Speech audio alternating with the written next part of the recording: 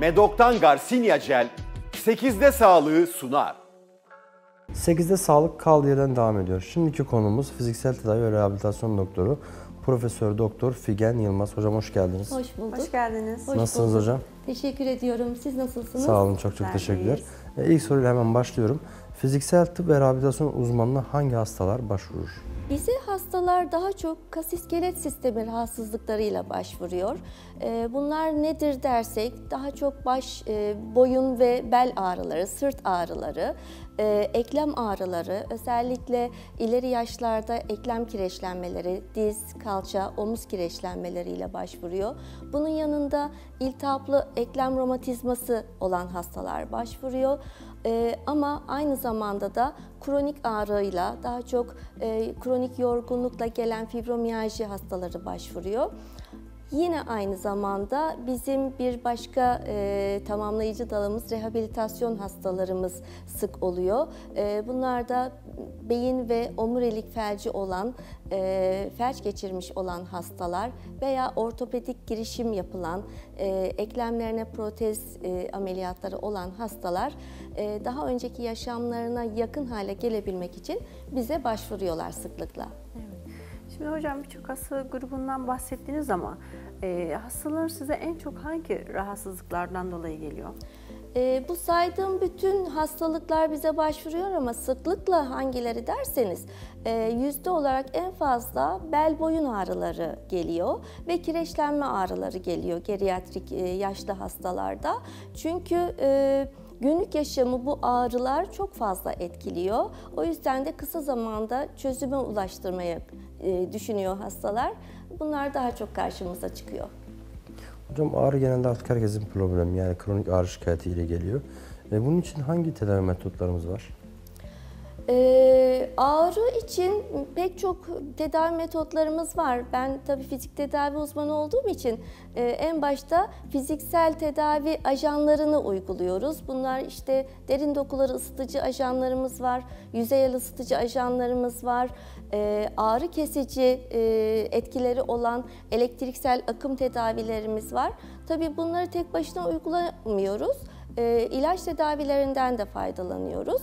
Genelde kombine tedavilerle hastalarımız şikayetlerinin azaldığını ifade ediyorlar. Ama bazen bu uygulamalarla hastaların ağrısı tam olarak geçmiyor maalesef. Özellikle kronik ağrılarda ağrılarla başa çıkmak oldukça problem oluyor günümüzde. Onun için de alternatif tedavi yöntemlerimiz de var. Özellikle son zamanda revaçta olan, güncel olan ozon tedavilerimiz var. Mezoterapi dediğimiz enjeksiyon tedavilerimiz var. Eklem içi, kas içi başka enjeksiyon tedavilerimiz var. Bu minimal invaziv girişim diyerek bu enjeksiyon tedavilerinden bahsedebiliriz. Hocam az önce siz de bir değindiniz, son dönemlerde de çok sıkça duyduğumuz ozon tedavisi. Nedir bu ozon tedavisi? Hangi hastalarda uyguluyorsunuz? Ozon aslında Yunanca kötü kokulu anlamında olan bir doğal gaz aslında. 3 oksijen atomundan oluşuyor. Belli bir yüksek voltajlı jeneratörden, sistemden geçirilerek ozon gazı elde ediliyor. Bunun pek çok yararlı etkileri, tıpta da pek çok yararlı etkileri olduğu artık açıklığa kavuştu. Pek çok hastada kullanıyoruz bunları. Özellikle geçtiğimiz dönemde biliyorsunuz Covid-19 pandemisinden geçtik. Pandemi zamanında bağışıklık sistemini biraz desteklemek amacıyla ozon tedavisinden oldukça sık yararlandık. Pandemi sonrasında da yine bağışıklık sistemini kuvvetlendirmek istediğimiz hastalarda kullanıyoruz. Özellikle kronik ağrı olan fibromiyalji hastalarında sıklıkla yararlanıyoruz. Bunun yanında sistemik hastalıklarda, damar bozukluklarında, dolaşım bozukluklarında yararlanıyoruz. Fizik tedavi ile ilgili olan bel boyun ağrılarında, tendinitlerde, eklem çevresine, kas içine ozon enjeksiyonlarından faydalanıyoruz. İltihaplı romatizma hastalıklarında yine keza hem sistemik yoldan, damardan hem de enjeksiyon yoluyla kas içine, eklem çevresine, eklem içine ozon uygulamalarımız var. Pek çok uygulama metodumuz var aslında. Yüzeyel yaralarda ozon tedavisinden faydalanıyoruz. Torbalama ozon dediğimiz bir yöntemle uygulanıyor. İltihaplı bağırsak hastalığında bağırsak yoluyla uyguluyoruz. Rektal uygulama diyoruz. Makattan bağırsak yoluyla da ozon tedavisi yapılıyor. Ama genelde sistemik etki istiyorsak damardan majör ozon tedavisi dediğimiz bir tedavi yöntemini uyguluyoruz. Kaç seans öneriyorsunuz hocam? Biz genelde ilk başlangıçta haftada 2 seans öneriliyor.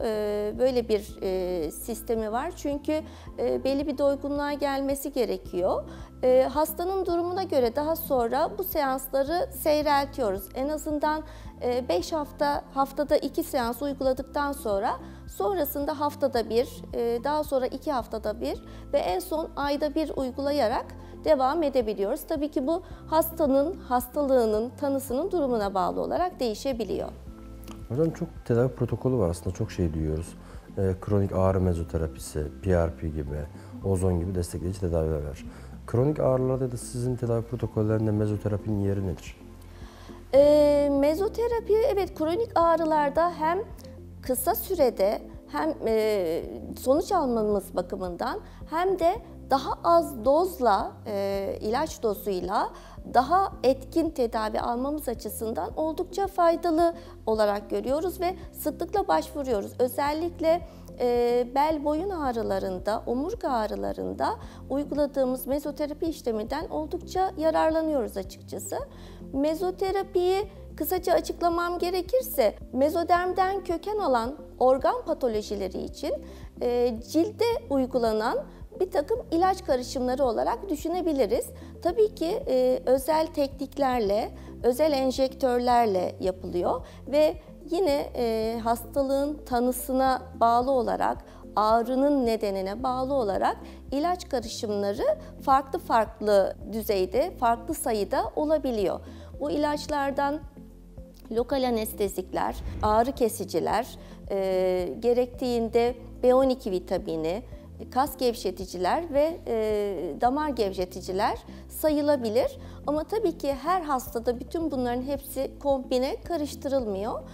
Hastanın durumuna göre 3 veya en fazla 5 ilaç dilüe edilerek, yani seyreltilmiş miktarlarda karıştırılarak cilt içine veriliyor. Eklem içine uygulama yapıyor musunuz hocam? Mezoterapi eklem içine uygulanmıyor. Mezoterapinin anlamı zaten cilt içine uygulama. PRP olarak yapılanlar var. PRP tabii ki. PRP dediğimiz şey insanın kendi kanının alınarak trombosit dediğimiz kan hücrelerinin ayrıştırılmasıyla evet eklem içine yaptığımız bir uygulama.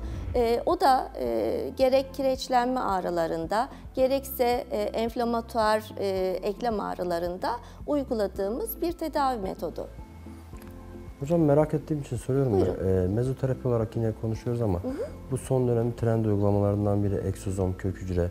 Bu tarz uygulamaların faydası olur mu? Egzozom açıkçası yine evet son zamanlarda gündeme gelmeye başladı.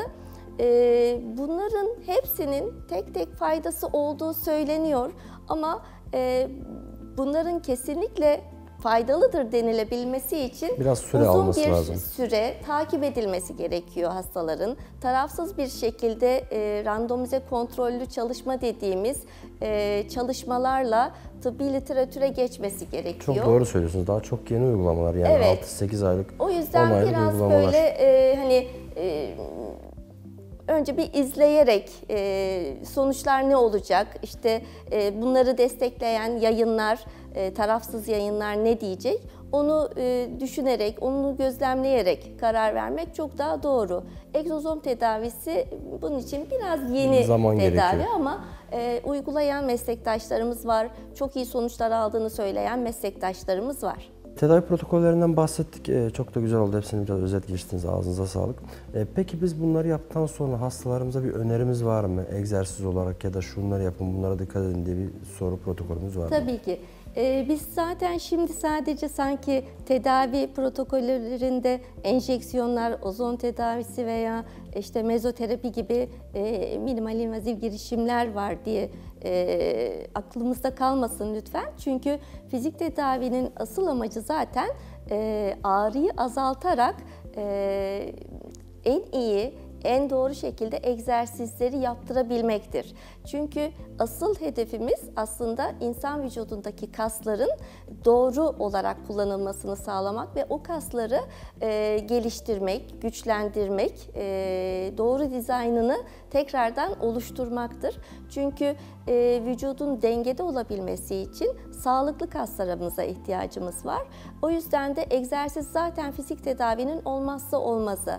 Biz ağrıyı geçirerek yapılması gereken kuvvetlendirme egzersizlerini hastalarımıza öğretiyoruz ve bunları ağrı çekmeden yapabildikleri için daha sonra günlük yaşamlarında daha rahat ediyorlar. Ev ödevi gibi verebiliyoruz yani. Tabii ki mutlaka hem göstererek hem daha sonra telefonla arayarak ev ödevlerini yapıp yapmadıklarını da sorabiliyoruz. Bu arada şunu da tekrardan söylemek isterim, atlamayalım lütfen. Bahsettiğimiz ozon tedavisi de, mezoterapi de hep tamamlayıcı tıp yöntemlerinden biri. Yani klasik tıp tedavilerini asla onların yerini tutmaz. Onların yanında tedaviye destek amacıyla kullandığımız tamamlayıcı tedavi yöntemleridir.